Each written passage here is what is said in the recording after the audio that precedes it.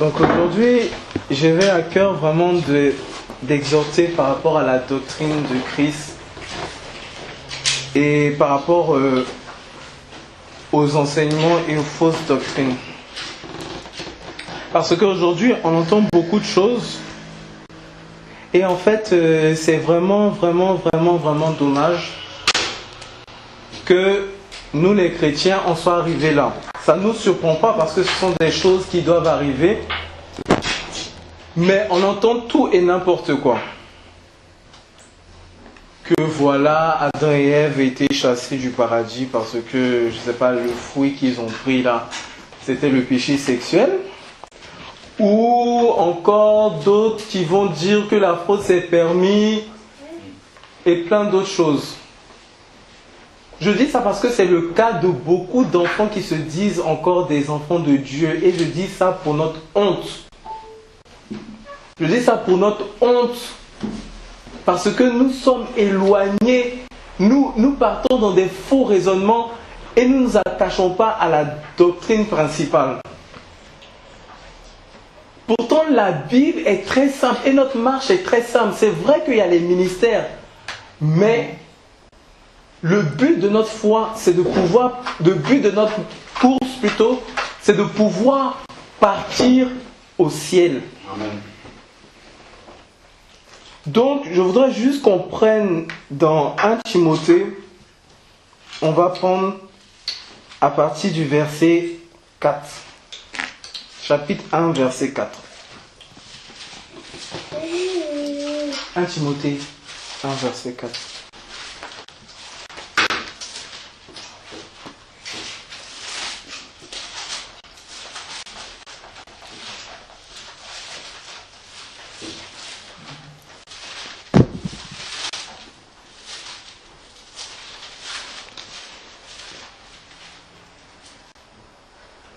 Donc, je vous lis. 1 Timothée. À partir du verset 4. On va prendre combien? Chapitre 1. Oui. On va prendre même à partir du verset 3. Voilà.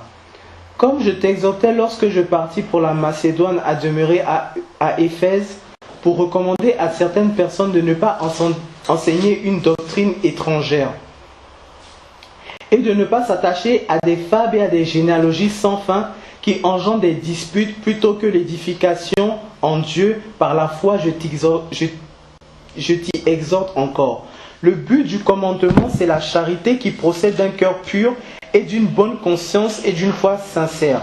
Quelques-uns, s'en étant détournés, se sont égarés dans des discours vains, prétendant être des docteurs de la loi, quoiqu'ils n'entendent ni ce qu'ils disent, ni ce qu'ils donnent comme certains.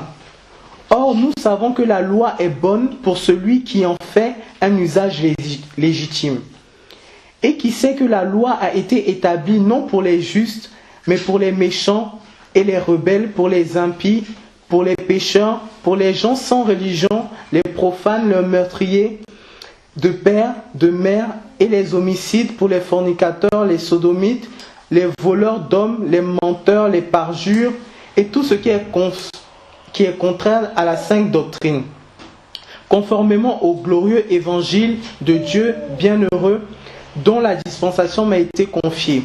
Et je rends grâce à celui qui m'a fortifié, à Jésus-Christ notre Seigneur, de ce qu'il m'a jugé fidèle en m'établissant dans le ministère.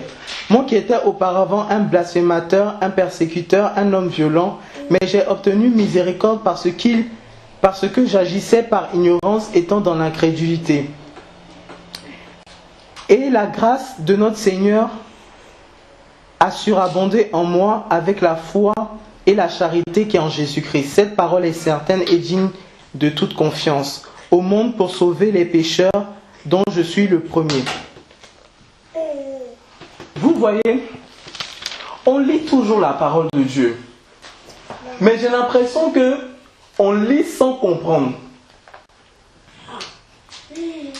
Parce qu'aujourd'hui, les gens se sont fait docteurs de la loi.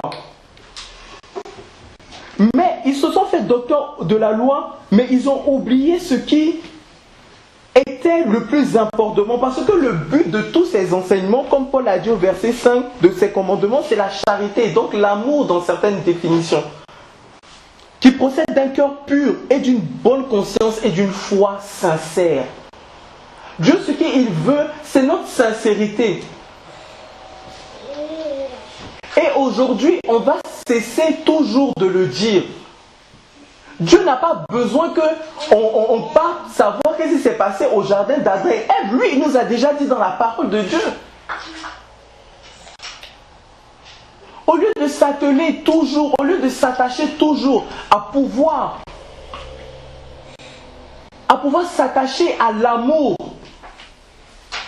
de Dieu, et à pouvoir s'attacher à notre foi sincère, à notre marche de tous les jours, à notre course plutôt je dirais, de tous les jours, nous nous attachons à des fables et à des généalogies sans fin.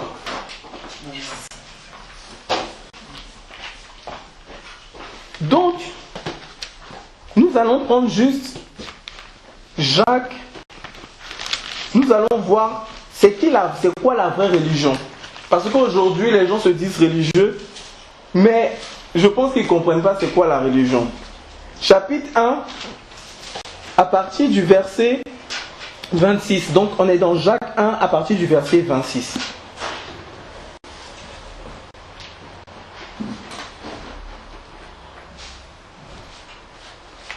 Donc, je lis. Si quelqu'un d'entre vous pense être religieux et ne tient point sa langue en bride, mais trompe son cœur, la religion d'un tel homme est vaine. La religion pure et sans tache devant Dieu notre Père, c'est de visiter les orphelins et les veuves dans leur tribulation et de se conserver pur de la souillure du monde. Voilà la religion sans pure devant Dieu. La religion, on a dit la religion pure et sans tache. On dit que Dieu va venir chercher une église sans tache. Mais vous avez vu c'est quoi qu'est-ce que Dieu appelle quelque chose qui est sans tache? Il nous l'a dit ici, c'est de visiter les orphelins et les veuves dans leur tribulation et de se conserver pur de la souillure du monde. Voilà ce que Dieu demande de nous. Dieu ne demande pas de nous qu'on soit des théologiens, parce que ce n'est plus des docteurs de la parole, mais c'est des théologiens. Des choses qui ne vont pas édifier le peuple. Et ces mêmes gens-là, je m'étonne que c'est eux qui fraudent, c'est eux qui vont avec les papiers d'autrui, c'est eux qui commettent les plus grandes abominations, parce qu'ils n'ont rien compris encore. Ils n'ont pas compris que la religion que Dieu veut, c'est ça. C'est ça que Dieu veut pour nous. Donc aujourd'hui, nous lisons, ces gens-là aiment bien lire ces versets pour les autres. Pour dire que oui, il y a des fausses doctrines et tout. Mais nous nous rendons compte que même nous-mêmes, nous ne sommes pas attachés à ces choses-là. Nous-mêmes, et moi le premier, il faut que nous conservons ce que Dieu nous a demandé de plus. Ça veut dire que mettre en pratique sa parole. Et sa parole, ce n'est pas tous les jours facile à la mettre en pratique. Donc, nous allons juste voir. On va prendre 1 Corinthiens.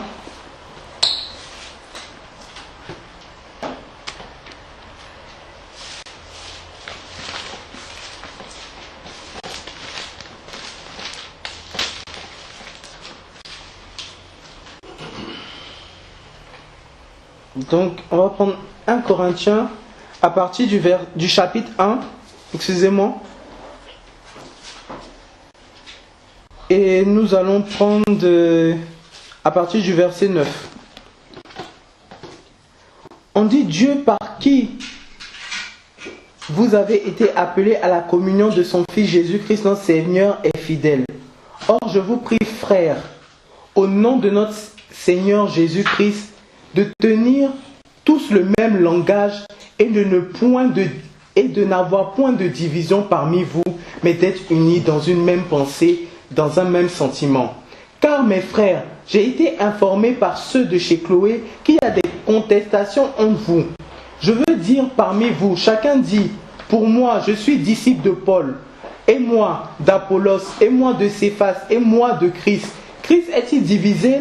Paul a-t-il été crucifié pour vous, ou avez-vous été baptisé au nom de Paul? Je veux qu'on prenne notre attention sur le verset 10, où il dit que chacun doit tenir le même langage. Aujourd'hui, il y a trop de divisions. Et des divisions même qui n'édifient même pas, qui ne servent à rien. Divisé parce que moi je pense que Adam et Ève, le fruit défendu, c'était ça. Divisé parce que moi je dis que le parler en langue, je ne fais pas le parler. Mais des choses même vraiment qui font honte. Des choses qui nous font honte. En tout cas, c'est même pas ça l'essentiel de la marche chrétienne. L'essentiel, c'est que nous croyons en un sauveur qui est venu, qui est descendu dans l'humanité pour nos péchés. Et que voilà, et après maintenant, pour d'autres choses, Dieu va nous éclairer. Mais pourquoi se diviser à cause de ça? À cause des choses qui n'en vaut même pas la peine. Et s'éloigner de la doctrine principale, qui est la doctrine de Christ.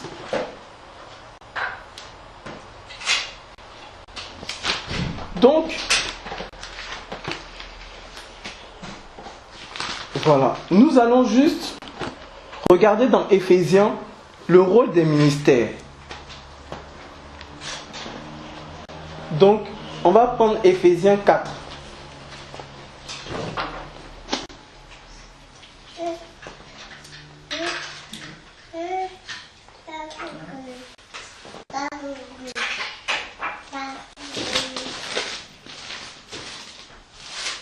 On va prendre à partir du verset 11.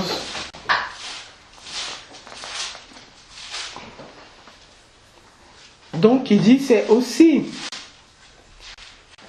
c'est bon, c'est aussi lui qui établit les uns apôtres, les autres prophètes, les autres évangélistes, les autres pasteurs et docteurs, pour le perfectionnement des saints, pour l'œuvre du ministère, pour l'édification du corps de Christ, pour l'édification, soulignons, jusqu'à ce que nous soyons parvenus à l'unité de la foi et de la connaissance du Fils de Dieu, à l'état d'homme fait et à la mesure de la stature parfaite de Christ.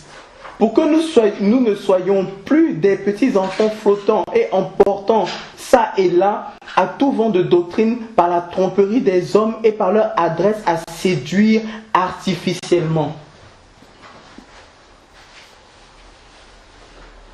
Le but des ministères, c'est l'édification du corps de Christ.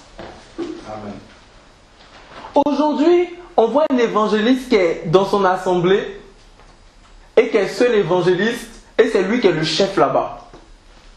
Un apôtre qui est dans son assemblée là-bas aussi, il est seul apôtre, c'est lui le chef là-bas. Un pasteur qui est dans son assemblée là-bas, il est seul pasteur et c'est lui le chef là-bas. Tu peux avoir la grâce. Dieu ne va pas se repentir du don qu'il t'a donné.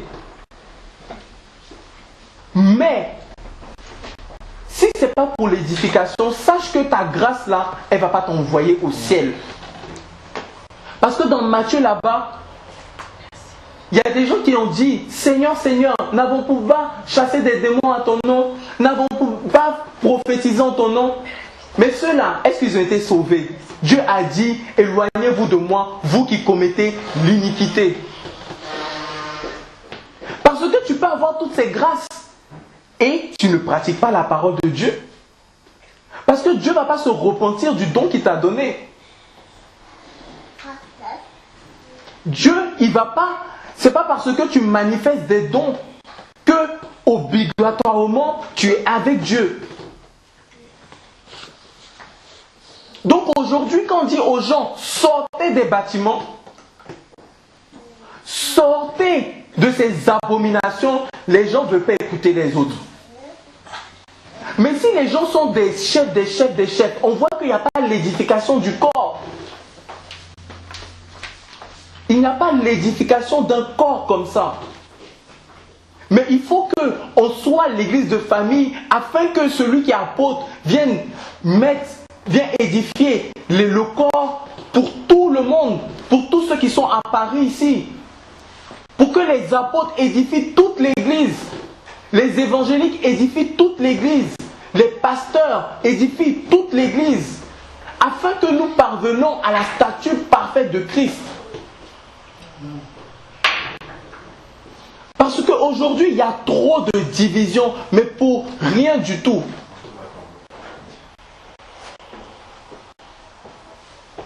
Parce que toi, tu ne crois pas que Jésus est Dieu. Mais moi, je sais qu'il y a des gens, au début de leur conversion, ils ne pensaient pas que Jésus était Dieu. Mais 2 mois après, parce qu'on leur a bien enseigné, ils se sont dit, effectivement, Jésus est Dieu. Parce que c'est des enfants de Dieu. Mais vous vous séparez pour ce genre de choses. Mais le diable vous a déjà eu. Parce que c'est lui qui crée des divisions.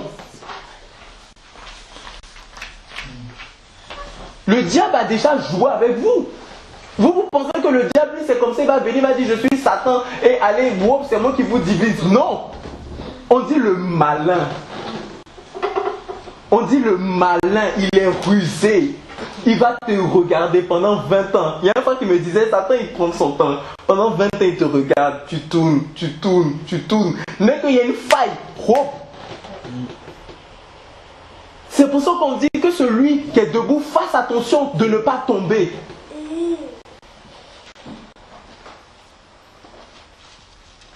Donc, on va juste prendre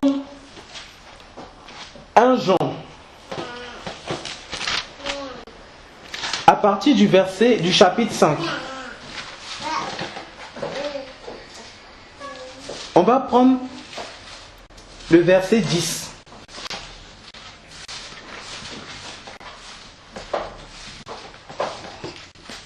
Jean 5, verset 10. Celui qui croit au Fils de Dieu a le témoignage de Dieu en lui-même. Celui qui ne croit point Dieu le fait menteur, puisqu'il n'a pas cru au témoignage que Dieu a rendu de son Fils.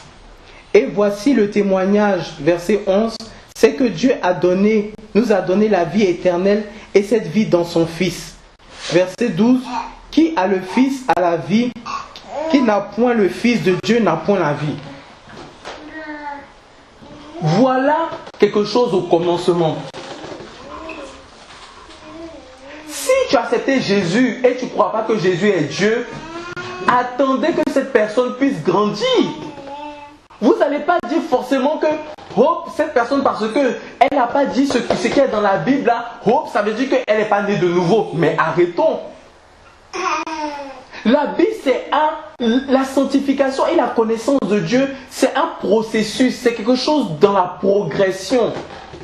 C'est quelque chose qui ne se fait pas du jour au lendemain. Quand les chrétiens comprendront ça, la connaissance, les apôtres disaient, grandissez dans le mystère de Christ.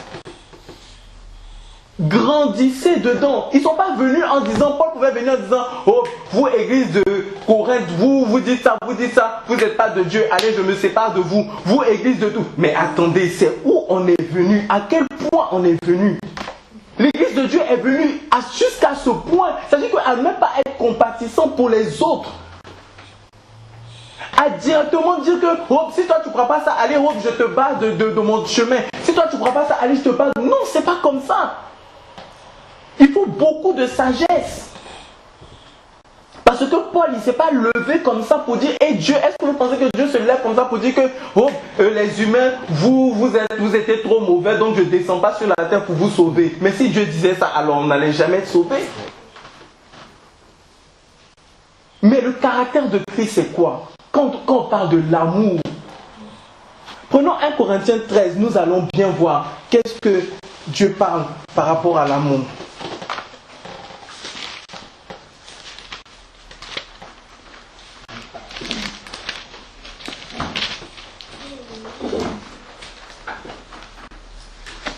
Donc, on va prendre 1 Corinthiens 13.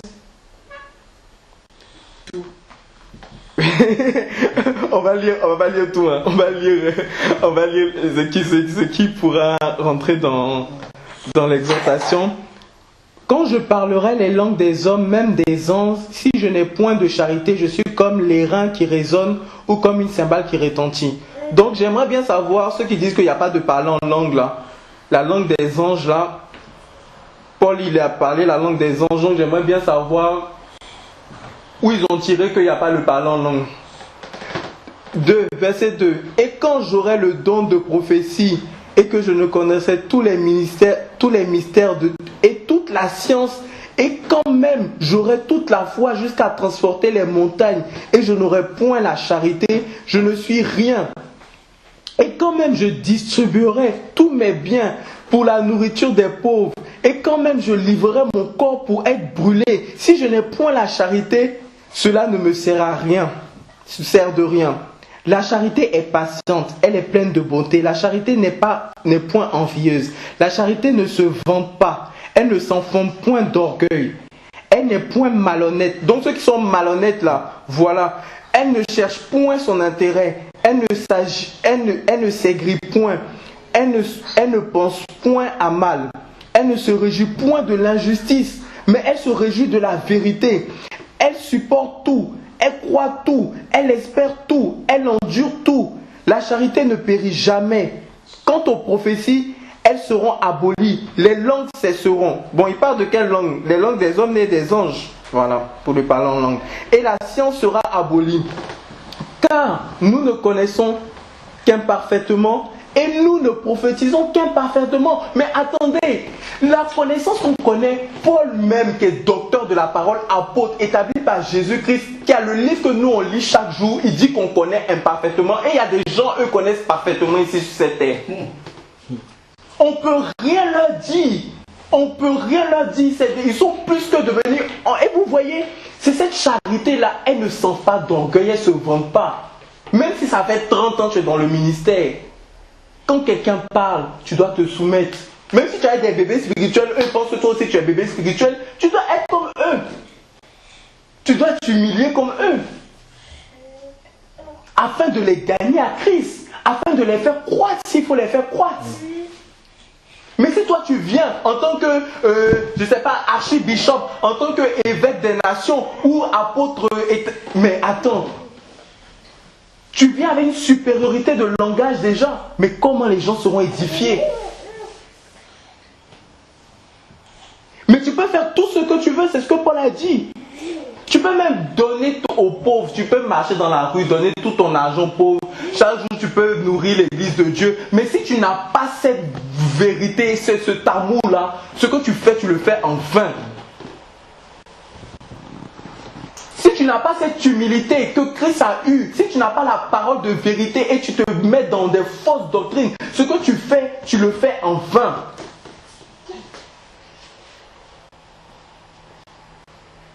Et aujourd'hui, on voit qu'on s'éloigne de ça. Les pasteurs ne travaillent plus. Oh, mon Dieu m'a appelé à plein temps.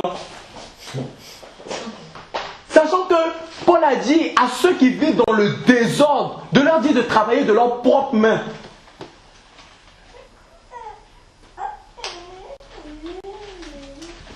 Et aujourd'hui, on s'éloigne de la vérité de Christ. Les gens se lèvent. Oh, ça dénonce par la chair. Ça dénonce par la chair que par la chair. Il n'y a pas l'amour dedans. Il n'y a pas la patience dedans. Même si tu dis que quelqu'un est faux apôtre, tu peux dire que quelqu'un n'est pas dans le ministère d'apôtre, mais est-ce que ça veut dire qu'il ne sera pas sauvé, qu'il n'est pas aimé de Dieu? Est-ce que ça ne veut pas dire que lui-même qui est là, demain Dieu ne va pas le reprendre? Dieu fait ce qu'il veut. Moi, je peux donner mon témoignage. Moi, je suis parti dans le monde, j'ai déchiré ma Bible avant de repartir dans le monde. Vous pensez que Dieu, s'il était mauvais là, je déchirais ma Bible, j'avais entendu parler de tout, de la fin des temps, tout ça là, j'ai tout entendu parler, j'ai déchiré ma Bible, je suis retourné dans le monde. Pourquoi Dieu ne m'a pas frappé ici comme ça?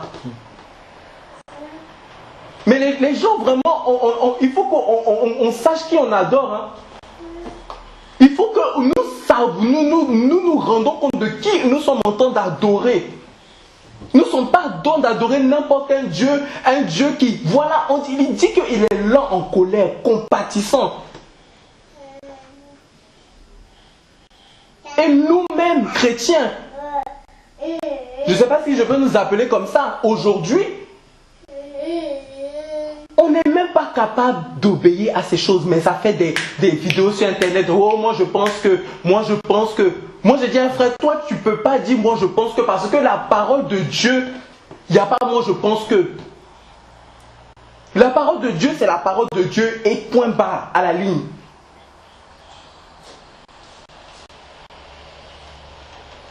Maintenant, après, on peut discuter de certains sujets de certains sujets pour être éclairés comme les apôtres avant. Je n'en disconviens pas. Mais il faut que nous assaillions la doctrine principale. On peut lire au verset 12 pour confirmer ce que... Voilà. Donc, on me dit de dire au verset 12, maintenant, nous voyons un miroir obscurément, mais alors nous verrons face à face. Maintenant, je connais imparfaitement, mais alors je connaîtrai comme j'ai connu. Donc, on va connaître tout dans sa plénitude quand Dieu va nous enlever. Nous connaîtrons tout. On va demander à Adam, on va dire, ah Jésus, est-ce que c'est vrai que Adam et Ève là-bas, c'était ça le fruit? Maintenant, Dieu va nous répondre. On va dire, oui, mais Seigneur, bon, moi je ne comprends pas, je suis retourné dans le monde 10 ans, mais la parole dit ça. On va comprendre ces choses, mais si on ne sait pas ces choses, il ne faut pas qu'on commence à s'attacher à des fausses doctrines. Mais il faut qu'on ait toujours une foi sincère. Donc, je vais prendre juste chapitre 11. Parce que aussi, dans la doctrine des chrétiens, j'entends souvent, oh, moi je suis Jésus, moi je ne suis pas Paul. Ou des femmes qui se lèvent pour dire que ah, Paul avait dit ça, Paul avait dit ça, mais moi je dis que. Nous allons voir on va voir dans les Écritures, qu'est-ce qu'elles sont en train de dire là. Chapitre 11.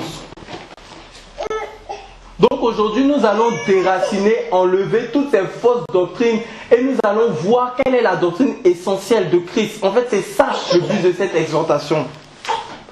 Soyez mes imitateurs comme je suis aussi de Christ. C'est Paul qui parle.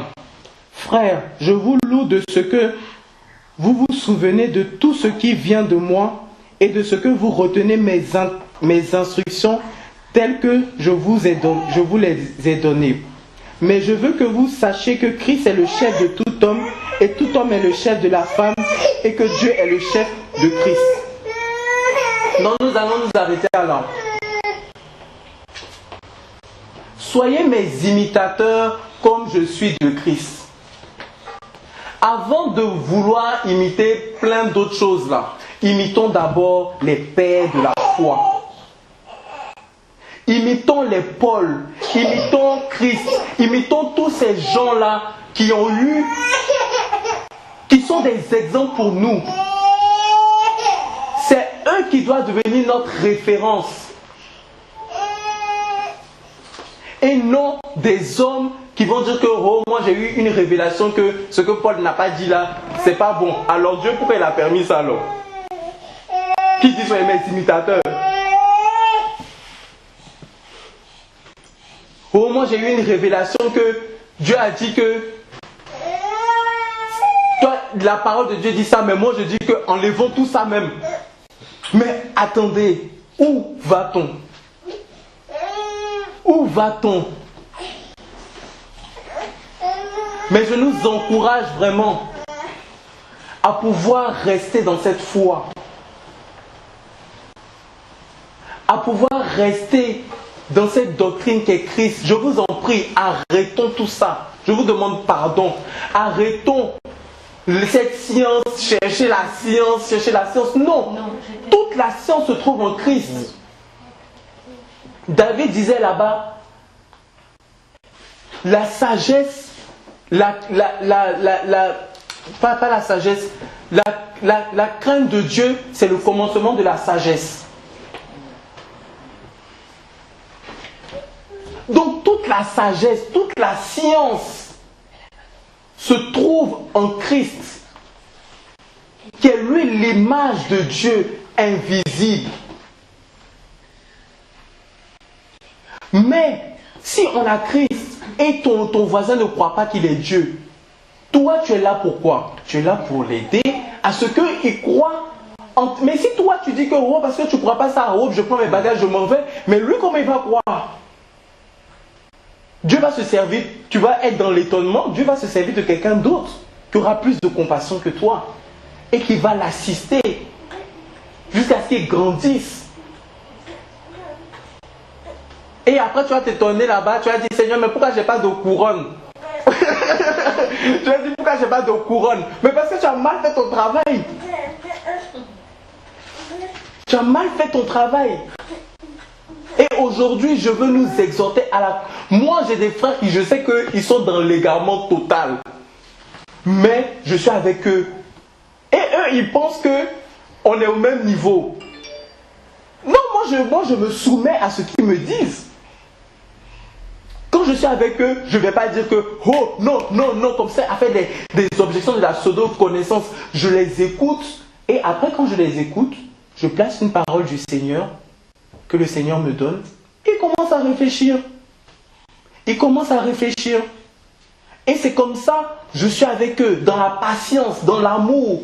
Et je n'ai pas encore fini. Je ne dis pas ça pour dire que je suis parfait plus que les autres, mais je n'ai pas encore fini. Moi-même, je m'exerce chaque jour. Tu es en train de m'exercer chaque jour.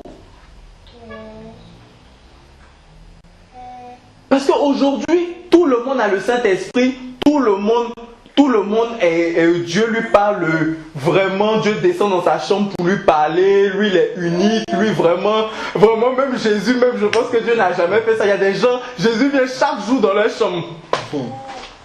Chaque jour, Jésus vient dans leur chambre. Dieu même n'est pas descendu comme ça pour Jésus, mais il y a des gens, on a vu ça. Donc vraiment, mes frères et sœurs, arrêtons tout ça, soyons dans l'amour. Parce qu'on peut faire toutes les choses que Dieu a dit, mais si on n'a pas l'amour véritable de Christ, on ne sera pas accepté dans le royaume. Parce que l'amour, c'est ça. C'est le fait de savoir. Paul dit, avec les Grecs, je me comportais comme les Grecs. Avec les Juifs, j'étais comme les Juifs. C'est pour ça que Paul a gagné beaucoup d'âmes. Il savait tout ce qu'il faisait n'était pas bien. Mais quand il voyait ça, il n'était pas dans le jugement. Il n'était pas dans le mépris.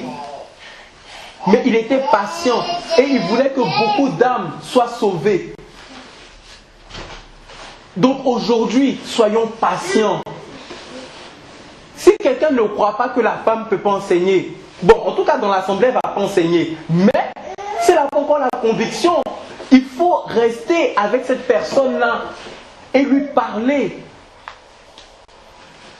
Si une femme n'a pas la conviction de porter le voile, il faut rester avec cette personne. On n'a pas dit de marcher. On n'a pas dit toujours d'être avec cette personne, tout ça. Mais il ne faut pas marcher avec elle comme ça. Elle aura honte. Elle va savoir que ce qu'elle fait, ce n'est pas dans la doctrine. Mais il faut toujours... sinon, c'est fini. Sinon, comment on évangélise? On pense qu'évangéliser, c'est parti, crier chez les païens et dire que bon, maintenant quand tu viens, allez, tu fais ça, tu enlèves ça, tu enlèves ça. Non, mes amis, c'est pas ça. Dieu, quand il est venu, Jésus est venu, il a commencé, excusez-moi de dire, à évangéliser ceux de lui-même.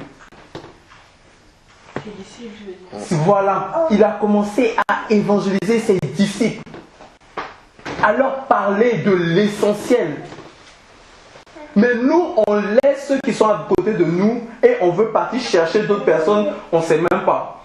Et on dit, ah, eux là, voilà. Non. On ne sait pas le plan de Dieu. Dieu peut même, les faux pasteurs, les gens qui sont dans les grands churches et tout, ils peuvent se repentir. Et il y a des gens qui ont des vrais talents là-bas. Il y a des gens qui ont des vrais talents et qui sont utiles pour le corps de Christ. C'est pour ça que nous devons toujours être compatissants. Avoir toujours cet amour. Avoir toujours cet amour dans le cœur, que même si mon frère est égaré, je vais continuer à prier pour lui. Et s'il doit m'appeler, je vais l'appeler, je vais l'exhorter. Même si je ne marche pas tous les jours avec lui, je vais l'exhorter. Et je vais rendre un témoignage comme ça. Il y a un frère avec qui je parlais. J'ai rendu à Marcel, à la sœur Marcel. Un frère, je parlais de lui, toujours du voile de la femme, du matin au soir, on parlait toujours. Il criait, il criait, il criait. Un jour, j'ai parlé avec ce frère-là. Et ce frère s'est tué. Il m'a dit, Serge, je t'écoute. J'ai dit, gloire au Seigneur. Depuis le mois d'août, j'étais en train de parler à ce frère-là. Août, septembre, octobre, 2 mois. On est en train de parler. Et ce frère-là, il dit non, il m'a donné tous les arguments possibles. Et un jour, il m'a dit, je t'écoute. Après, il m'a dit, Serge, je ne dis pas que je vais partir dans ton assemblée, mais je vais voir. Dieu va me parler, je vais voir. Parce que j'étais patient, ce frère m'a maudit, m'a dit, oh Dieu va te maudire parce que toi tu dis ça, toi tu dis ça. Il avait tout ce qu'il voulait. Mais je ne me suis pas arrêté à ça. Moi j'ai dit qu'il est dans l'ignorance. Il est dans l'ignorance. Tout ce qu'il dit, il est dans l'ignorance. Donc je ne tiens pas compte. Et moi j'étais rebelle aussi comme ça face à Dieu. Est-ce que moi je peux le juger? Moi qui étais aussi rebelle face à Dieu, je ne peux pas le juger. J'étais dans le monde, j'ai fait des choses abominables, j'étais rebelle face à Dieu et c'est moi qui vais juger un enfant de Dieu. Mais quand la parole vient, je lui dis les choses clairement. Et aujourd'hui, il commence à comprendre. Et il est toujours dans mes prières et tous ses frères sont toujours dans mes prières.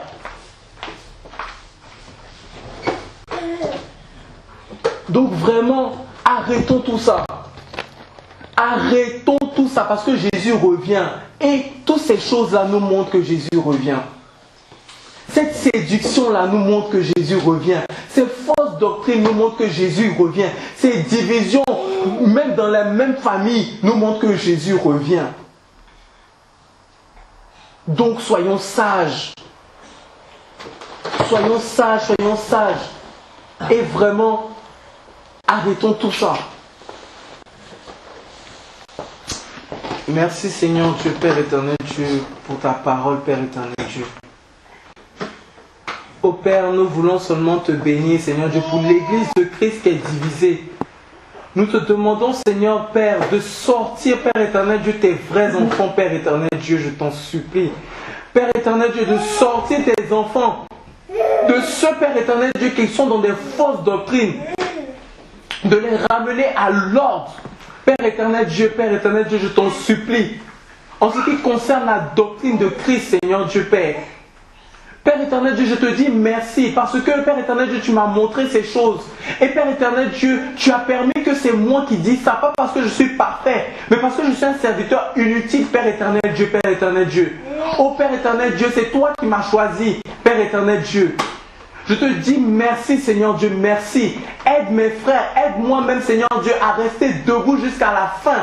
À être comme des enfants Seigneur Dieu en ce qui concerne la parole et la doctrine. Et à savoir que nous ne pouvons pas connaître parfaitement comme tu l'as dit dans ta parole. Que nous connaissons seulement que imparfaitement. Que toute la science est imparfaite. Que toute la prophétie du monde en ce moment est imparfaite. Et tout sera parfait que Père éternel Dieu dans ton royaume des cieux.